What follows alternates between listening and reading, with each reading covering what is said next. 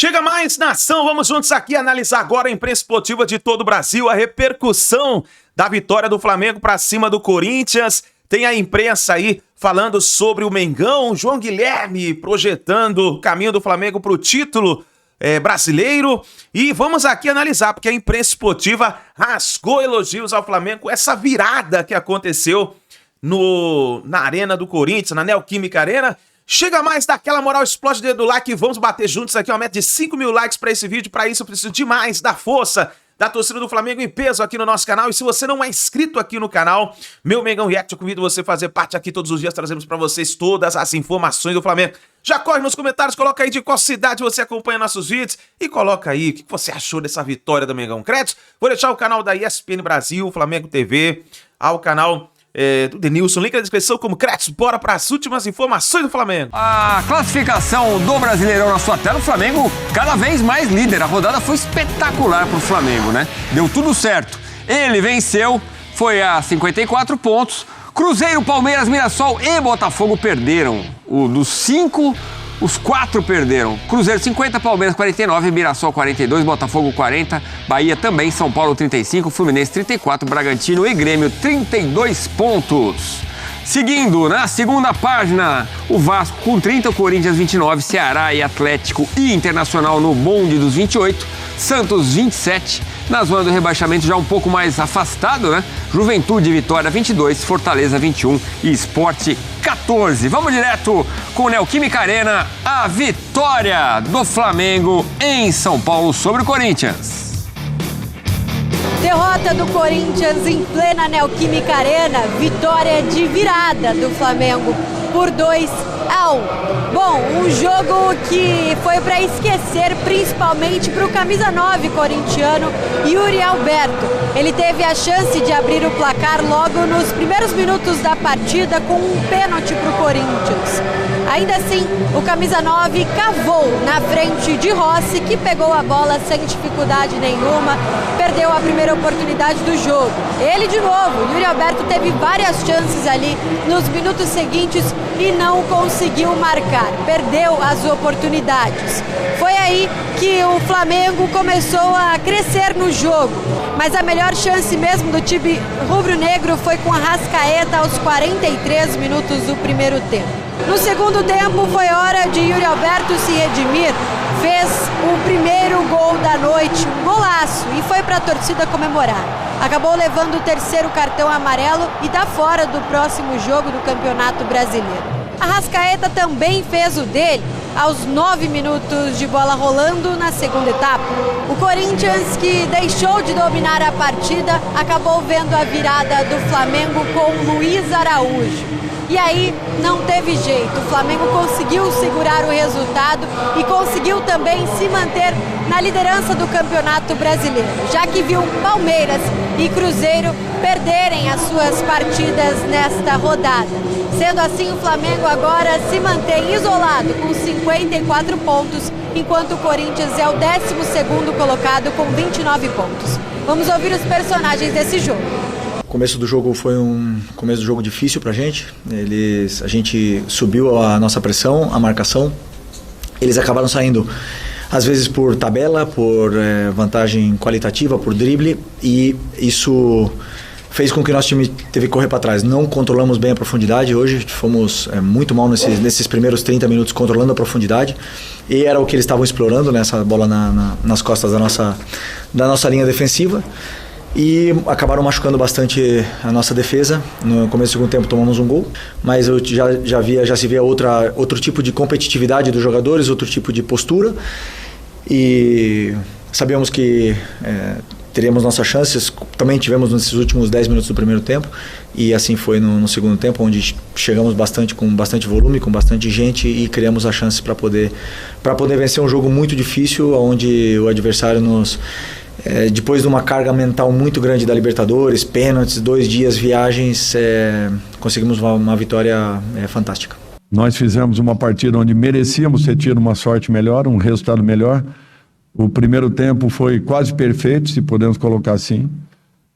Não aproveitamos as oportunidades que tivemos, senão nós poderíamos ter feito um jogo um pouco diferente na segunda etapa. Na segunda etapa, nós tivemos um pouco mais de dificuldades em razão do volume que nós colocamos no primeiro, da intensidade que foi colocada e das oportunidades criadas que, infelizmente, nós não soubemos aproveitá-las. Na quarta-feira, o Corinthians enfrenta o Internacional fora de casa, enquanto o Flamengo recebe em casa o Cruzeiro. Jogo direto, ali da parte de cima da tabela do Brasileirão. Obrigado, Vitória Leite. Lembra aquela história de caiu em Itaquera, já era? Não tá rolando. A última vitória do Corinthians em casa foi em maio. Quer dizer, já são 4 meses, né? No período, 7 jogos, 4 empates e 3 derrotas, um aproveitamento de apenas 19%. Um excelente segundo tempo do Flamengo. O Corinthians não aproveitou o bom primeiro tempo. E aí, o Flamengo sai com os 3 pontos. Mas tem muita reclamação da Fiel, dos corintianos, desse lance aí. É uma dividida de bola ali na lateral que é cobrado rápido pelo Plata, né, com o Gustavo Henrique. E a gente vê o gol do Luiz Araújo. A Renata Ruel, analisando, nossa especialista em arbitragem, disse que o lateral seria sim para o Corinthians, mas que o VAR não pode interferir porque é lance de jogo. Precisa esperteza também da defesa ali, de parar o jogo de alguma forma, né? E o Corinthians não fez isso. Bom, polêmica no segundo gol, os corintianos reclamam, mas vamos ver o que disseram na zona mista, Luiz Araújo e Ranieri. Com certeza, são duas grandes equipes, o jogo é decidido no detalhe, ali o Plata foi muito inteligente, o Bandeirinha já tinha dado lateral pra gente, então ele acabou batendo muito rápido, pegou a defesa do Corinthians desarmada e graças a Deus fui muito feliz na finalização e ajudou o Flamengo a sair com os 3 pontos. Falei, Pato, eu falei pra você, não liga pro Yuri Alberto, Pato, eu te falei, não liga, irmão.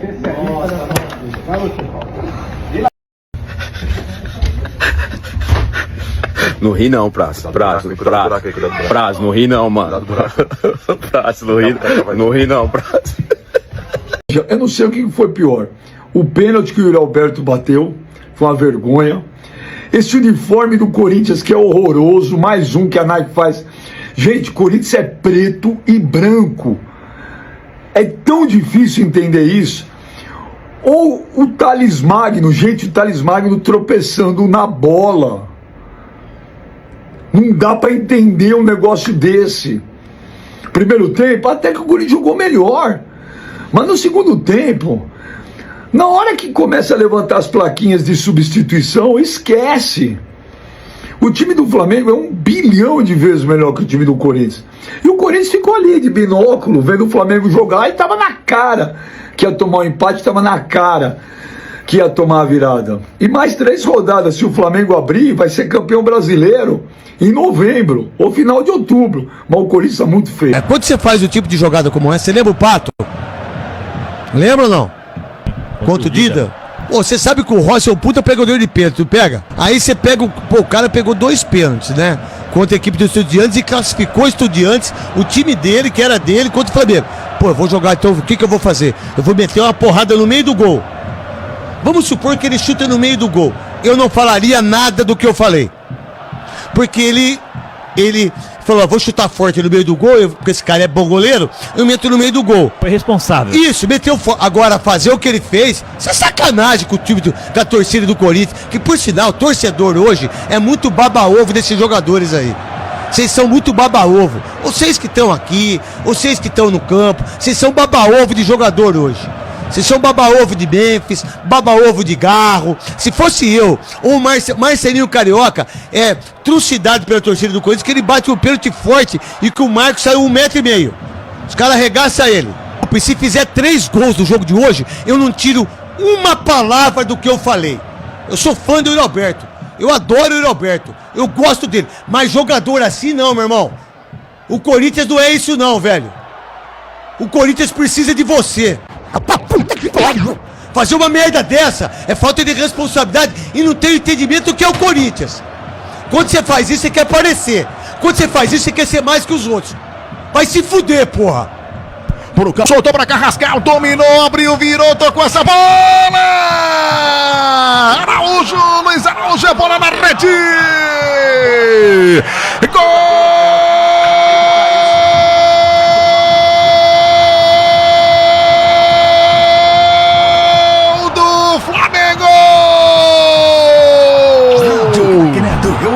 Luiz Araújo, camisa número 7, a fera foi pra galera, pra incendiar a torcida do Mengão a 42 minutos do segundo tempo, de bola rolando. O Flamengo desceu no pique na emoção completa.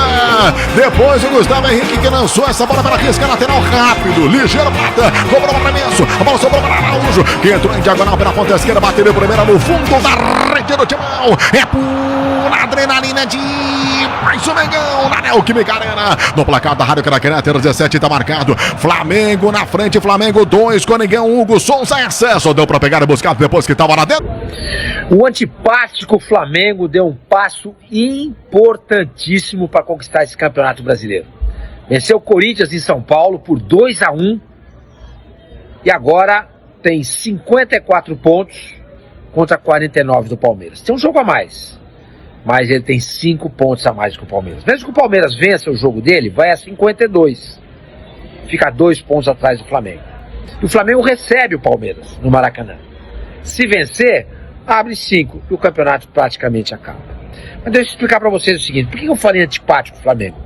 Antipático do Flamengo por conta da postura antipática, arrogante, incompreensível, soberba do presidente do Flamengo, o BAP. Por conta dessa história aí, desse acordo que foi feito com a Libra, que foi assinado pelo Landim, que era o antigo presidente. Assinou, velho. Assinou. 2029, quando vencer esse acordo com a Libra, vai lá e muda. Mas agora, tá valendo que o presidente assinou, ué. Vocês não vão respeitar mais o Estatuto do Flamengo. O Estatuto do Flamengo determinou o quê? Que o Landim era o presidente do Flamengo. Naquele momento que foi assinado aquele acordo com a Libra, o presidente do Flamengo era o Landim. O que ele assinou vale.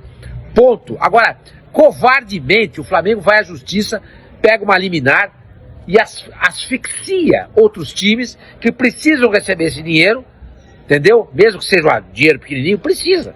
O Santos, por exemplo, que é meu time, precisa do dinheiro. Tá, tem dó, né? Mas deixa isso pra lá.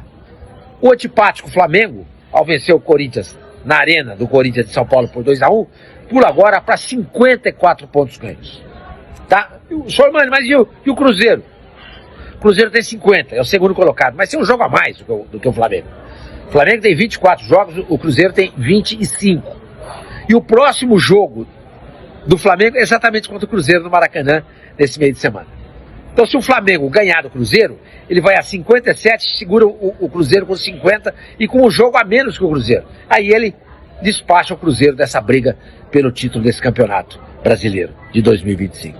O título que vai, de fato, ficar entre Palmeiras e Flamengo.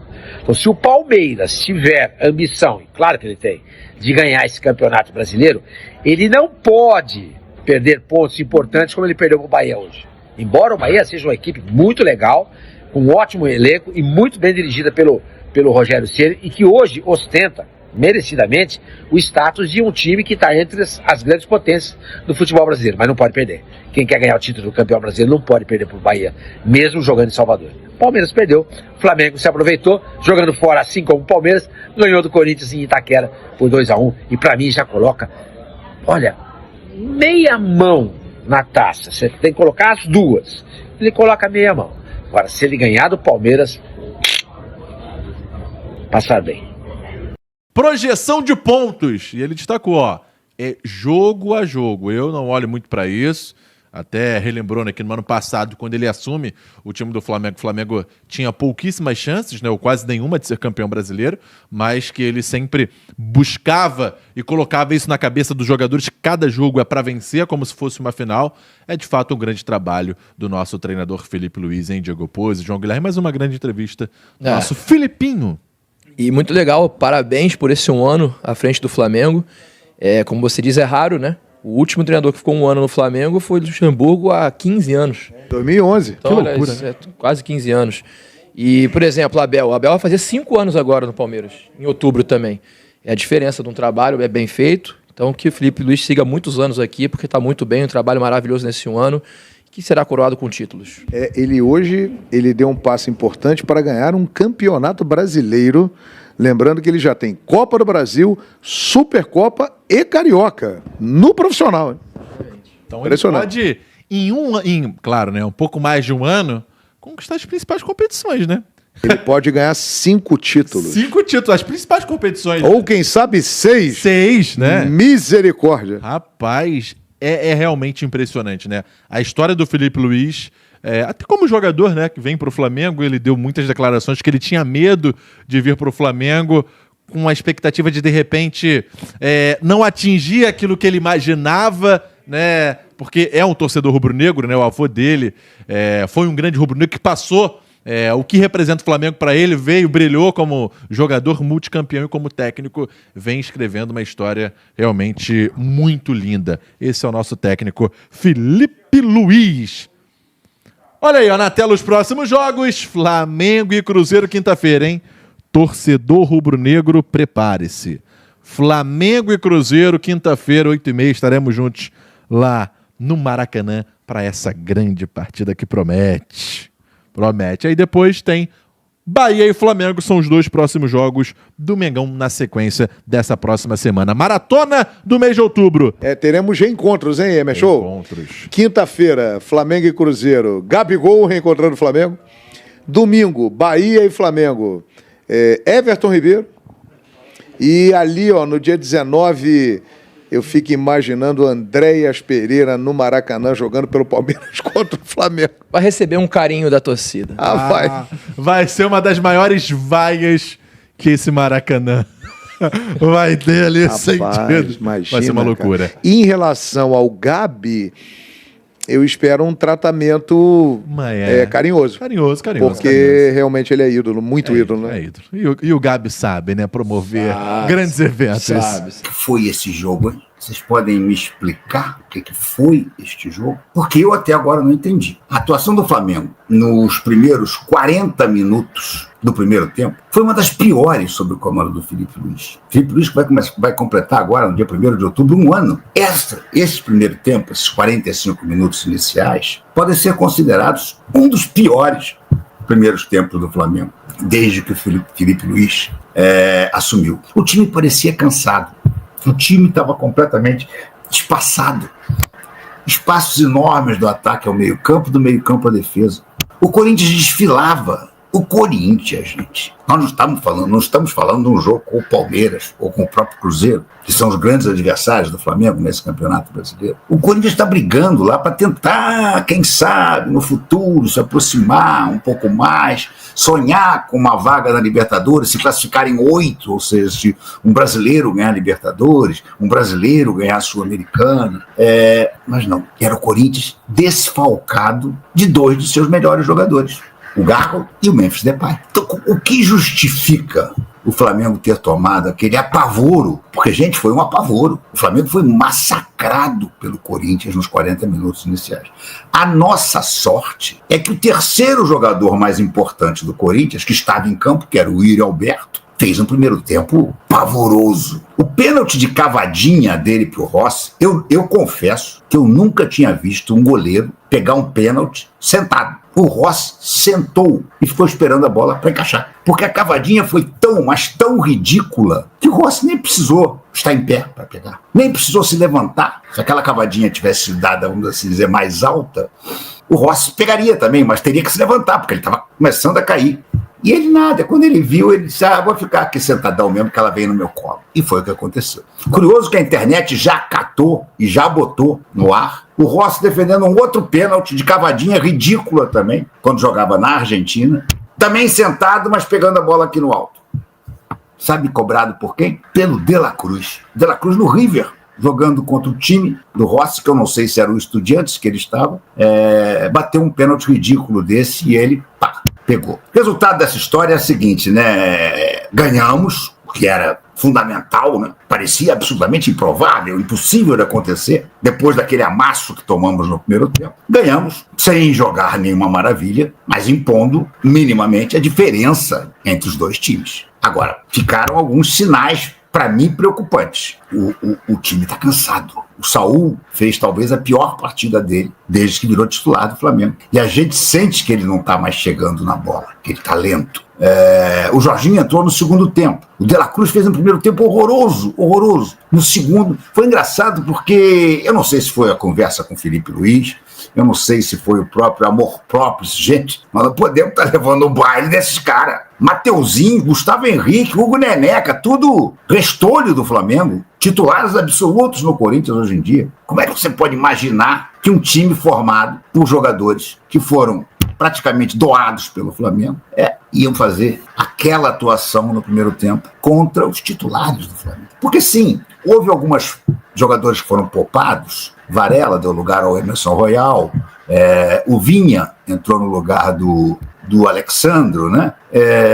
O Ayrton Lucas estava suspenso também. Quem mais? O De La Cruz entrou no lugar do Jorginho e o Bruno Henrique jogou no lugar do Pedro. Isso é um caso à parte, né, cara? A obsessão do Felipe Luiz pelo Bruno Henrique já está se tornando uma coisa patológica, porque não é possível que o Felipe Luiz não veja que o Bruno Henrique não ganha uma jogada sequer.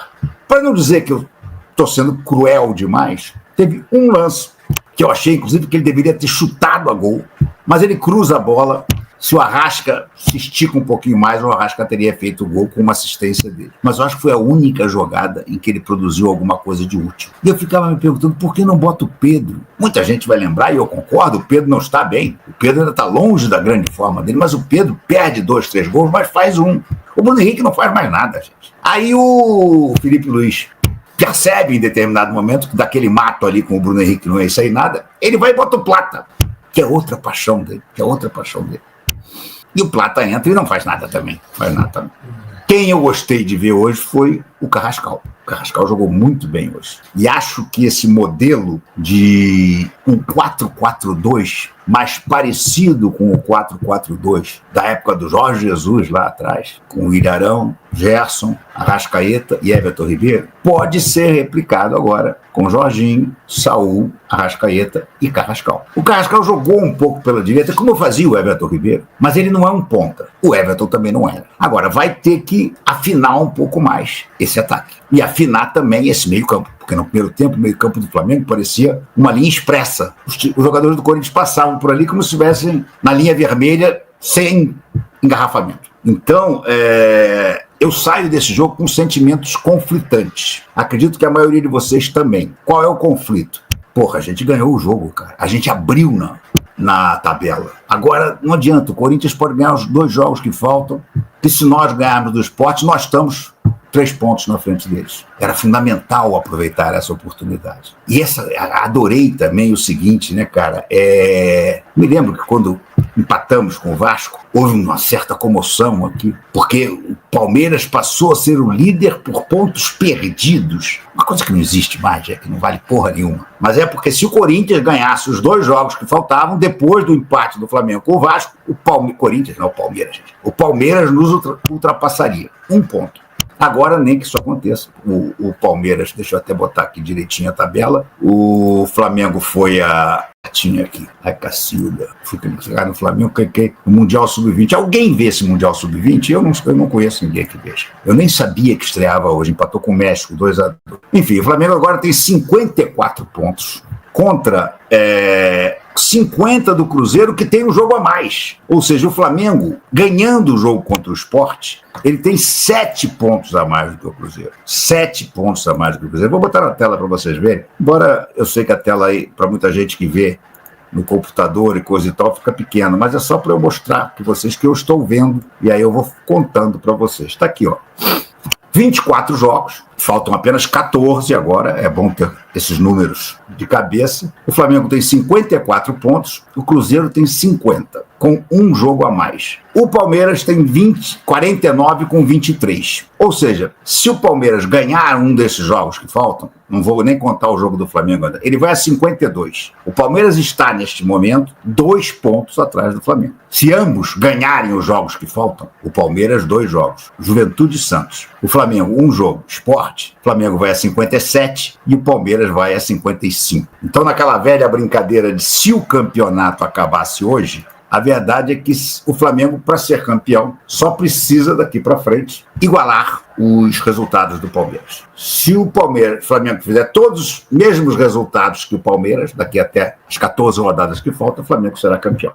É isso aí, nação! Tá aí as últimas informações do Mengão. O Flamengo, então, líder da competição do Campeonato Brasileiro, tá na semifinal da Copa Libertadores da América. Esse ano promete pro Mengão. Felipe Luiz completando aí um ano como técnico do Flamengo. Quer dizer, o Mengão tá voando. Então é isso daí, nação. Obrigado por você estar aqui até o final do vídeo. Não se esqueça de dar aquela moral, deixa o like, se inscreva, ative o sino das notificações. Assim que a gente tiver mais informações do Flamengo, vamos trazendo pra vocês. E aqui desse lado tem mais vídeo pra você acompanhar. É só você clicar e acompanhar junto com a gente. A gente se vê no próximo vídeo.